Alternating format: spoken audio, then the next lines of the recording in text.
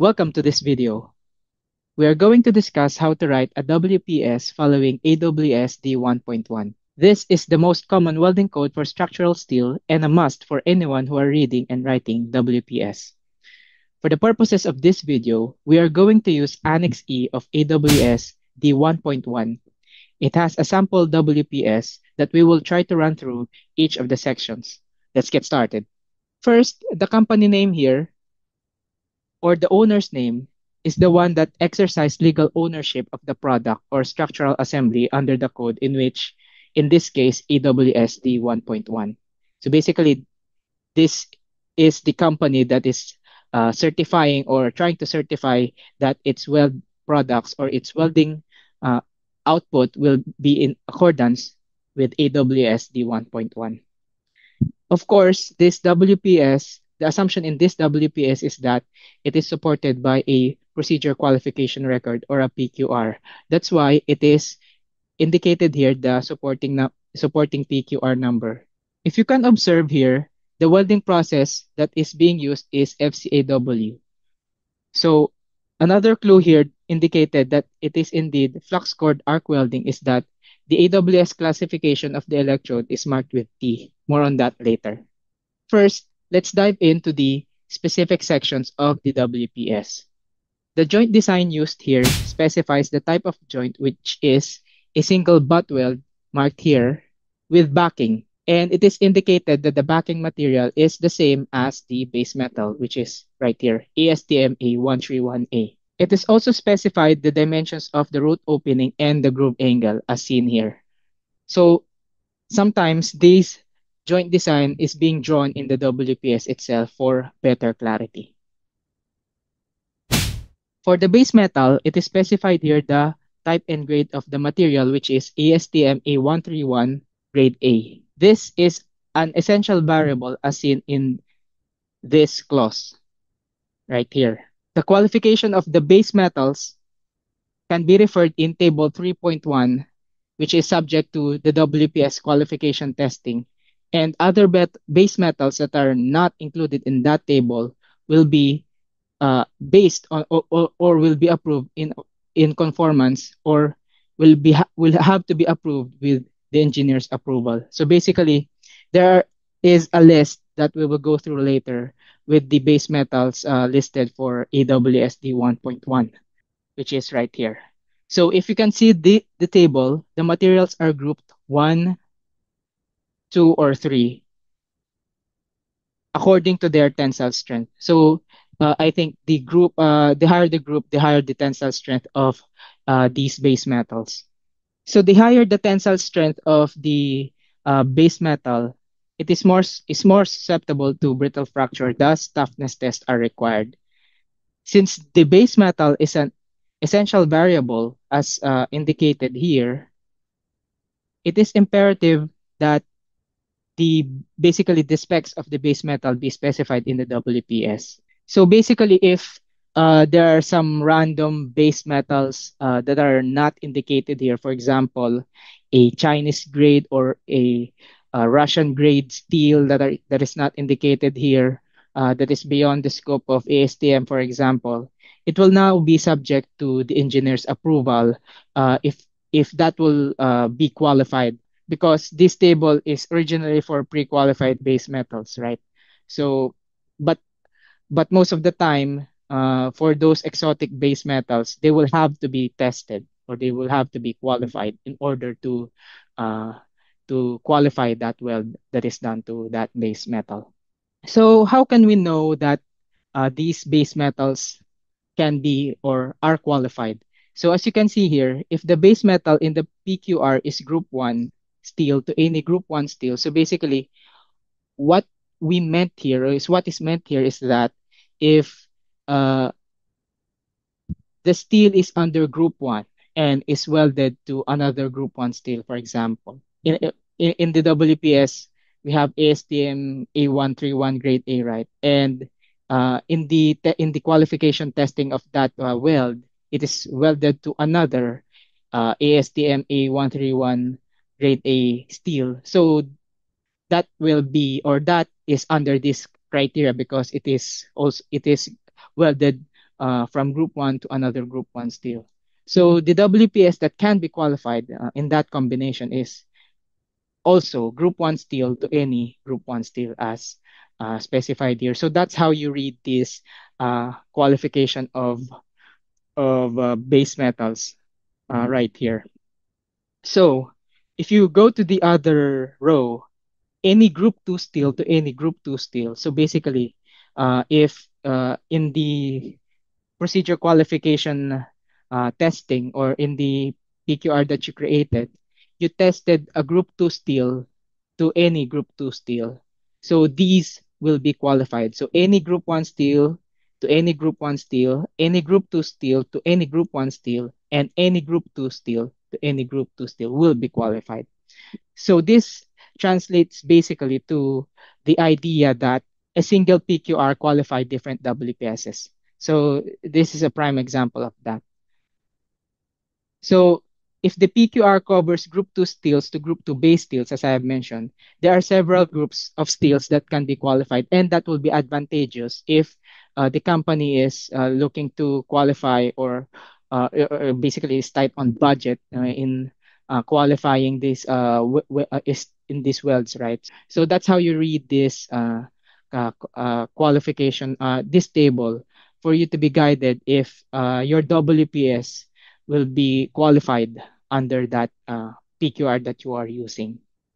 Also for AWSD 1.1, you won't see any group of steel or any exotic material here like titanium or stainless steel because this code is mainly for structural steels. That's why all grades of steels are indicated here. You won't see any high grade of or even alloyed steel here. So you will only see a group of structural steels basically in accordance with AWS D1.1. So that's it. That is something that you have to note if you are new with this standard. Now let's look at this essential variables table. So this means that, for example, this filler metal. So if you increase the classification strength under SMAW, GMAW, or FCAW for that matter, so you will have to requalify your WPS, for example, if you change the classification strength, as well as the if you change the low hydrogen electrode to non low hydrogen electrode for SMAW. So what this means is that you have to specify you have to specify these these variables in the WPS. So basically the filler metal classification, the electrode, the electrical parameters. So if these variables needs changing, then uh, it only means that you have to specify them and it is an essential variable. If you look at this table as well, going into the filler metal classification now is we have ASTM A131 grade A, right? So if you have to choose the filler metal requirements of that base metal, so you only need to check this table for the appropriate filler metal. So we're using FCAW, right? So we have flux cored arc welding. So in this case, we can use E7. We can use this electrode classification right here. So so in this WPS, right? So we have E71T-1. So the T here is designated as tubular because the FCAW electrode is a tubular type of an electrode with a flux core in it. So basically, this just means that the second digit here, 7, is the tensile strength of the welding electrode. You have to check first, or you have to check as well the base metal strength in order to verify that these 70,000 psi strength can also accommodate the base metal because you the welding electrode strength must match the base metal strength as well. The next digit 1 refers to all positions here. As you can see, the digit 1 refers to all positions. Then T, as I mentioned, is tubular. And the last digit refers to the usability characteristics of the welding electrode. So if you need to find out more about the characteristic of this welding electrode, you can always refer to the AWS electrode specification that it is under, which is AWSA 5.20. So we've touched upon the essential variables, right? So what about the supplementary essential variables? So note that it is not indicated in our sample WPS the impact or the need for toughness testing. CVN stands for Charpy notch, which is a type of toughness testing or impact testing. So these are the supplementary essential variables that are listed. So meaning the variables that will become essential if toughness test, in this case, as I've mentioned, CVN will be required or so let me give you an example here. So for a change in group number, meaning the material most likely changed. Then for these welding processes, SMAW, SAW, GMAW, FCAW, and GTAW, the variables will now become essential variables, and thus the change will now require requalification. So, for example, uh, you are welding a structural steel in a cold temperature climate that will require toughness testing, for example. So you change the metal, then uh, that will require requalification basically. Or you are welding high tensile strength metal that requires toughness test for that matter. Then that will require requalification if you change that metal into another group number. So if you can observe these variables, this is not these are not the entire variables, but as you can see here, so some of these variables, especially the preheat and the post-weld heat treatment, so this has something to do with the heat input or the material other or the material characteristics of the base metal. So for toughness testing, it is important that the grade structure of the material can withstand this. The goal of toughness testing is to basically test if the grain structure of the metal can withstand the impact or it can with or it will not break due to brittle failure. So um, because this input of heat changes the grain structure of the material, right?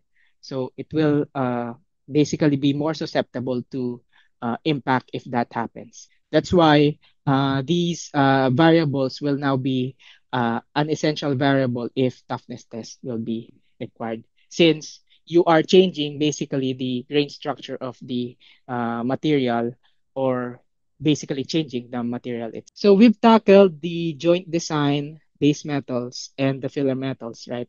So we now go on with the shielding gas. So let us look at the essential variables that it needs to be specified. So for the shielding gas, we need to specify the type if it is single or a mixture of gases right here, item 19. So it is required for, of course, GMAW, FCAW, and GTAW. For SMAW, basically these we don't have a separate shielding gas for that process, obviously.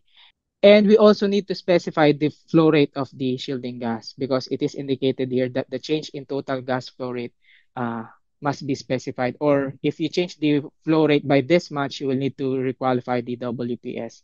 So we need to specify the flow rate as you can see here. It is specified, right? So in the example, so we have 100% CO2. So meaning this is a single gas or this is a single shielding gas mixture.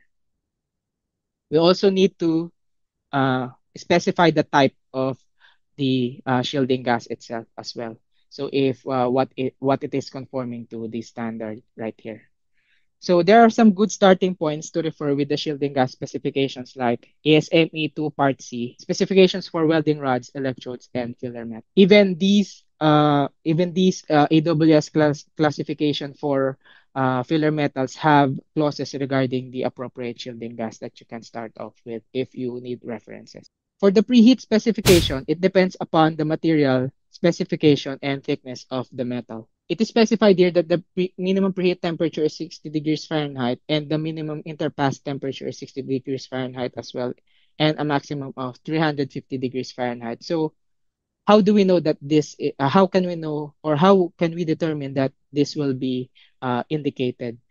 What we can do is refer to this table, pre-qualified minimum preheat and interpass temperatures. So this presents the data as reference. Since this is for pre-qualified welding qualifications, you can go below the minimum temperatures, but of course it is subjected for qualification tests. So what I mean there is that since these are for pre-qualified materials. So for example, in category A, ASTM A36, right? So if the thickness of the metal falls under this thickness, then the minimum preheat and interpass temperature will be 32 degrees Fahrenheit. Now, let's go to the base material in our WPS example, ASTM A131 grade A. So the thickness here is 3/4 to 1.5 inch. So this falls to that range exactly, right? So the minimum preheat for it to be pre-qualified is 150 degrees Fahrenheit.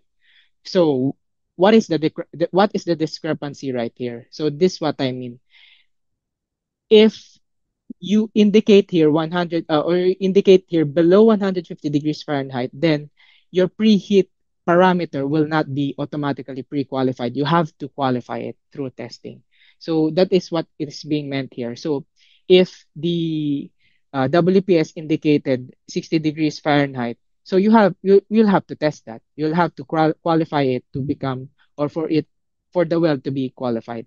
In this premise, this WPS is under the premise that it will be qualified under testing. So this table will just serve as a guide that you can go uh, below this minimum preheat temperatures, but you have to keep in mind that you are qualifying the weld. It is much safer to follow this and still have it qualified, basically. So for the position of the weld, it is indicated in the WPS that it is overhead.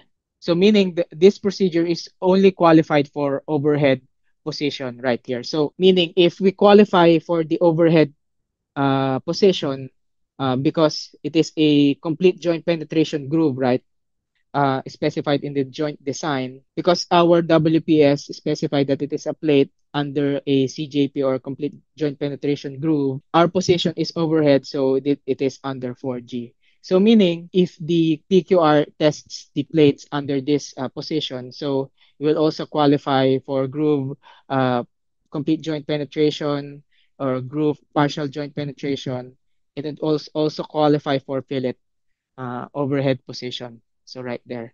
So it will also qualify for pipe welding as well for overhead position. So that's how you read this table. So if you test it under 4G or overhead position, it will basically qualify for this line right here. So one thing to note in AWSD 1.1, position is an essential variable right here, as you can see in item 28. So a change in position not qualified by table 4.1. So for all welding processes, SMAW, SAW, GMAW, FCAW, and GTAW. So if you change the position, then you will have to requalify the WPS. Unlike ASME 9, so a change in position will not entail you to requalify for that WPS. So that is a significant change here for EWSD 1.1. So for the electrical characteristics, for GMAW and FCAW, it is necessary to specify the mode of transfer. So FCAW also has a mode of transfer similar to MIG, right? So in this case, it is globular type. It is specified here that it is globular type, and the current and polarity is also specified, which is DCEP. Also, you need to be aware of the percent changes in current, heat input, and voltage because this will require requalification. As you can see here, an increase or decrease in the wire feed speed for an electrode diameter. So that will also require requalification under FCAW, as you can see here, if it is more than 10%. A change in travel speed will also, so an increase in heat input as well will require requalification if it reaches a certain threshold as well. So next for this WPS is the welding technique. So as you have seen in the table, or in the essential variables table, so there's nothing indicated there regarding the technique because it is a non-essential variable.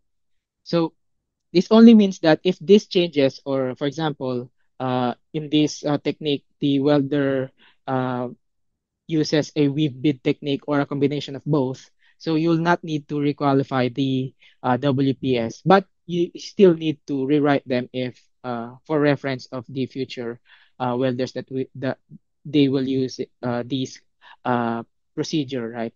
So this only means that you even if all of these changed, you will need to requalify your WPS.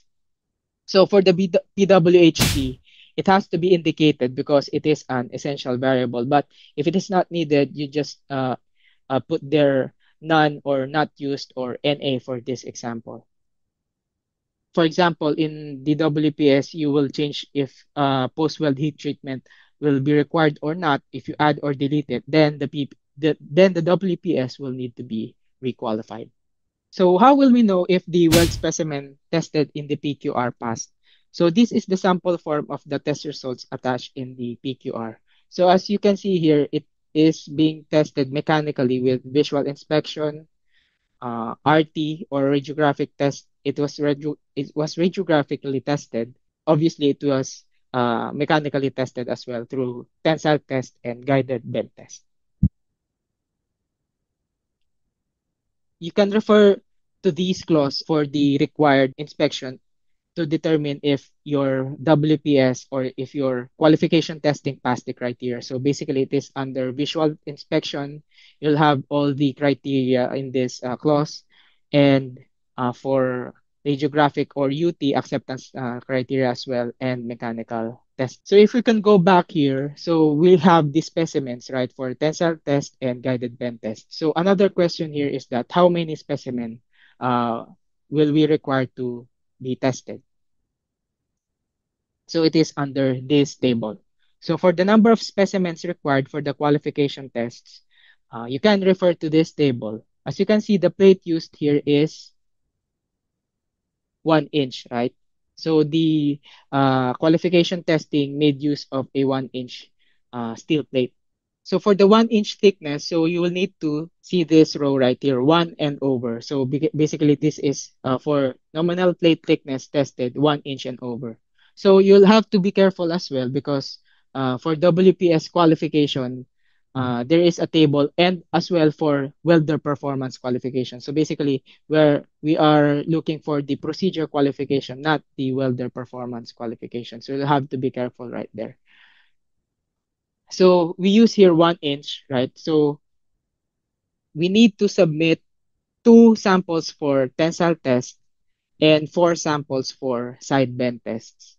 And the minimum thickness that it will be qualified is 1/8 inch. Then you can qualify basically any other thickness because it is stated here unlimited. So basically, if you in your WPS, if it is indicated there 2 inch thick or 3 inch thick steel plate, it will still be qualified. So that's it. I hope you learned something from this session. So this is all about creating the WPS under AWSD 1.1. See you on the next video.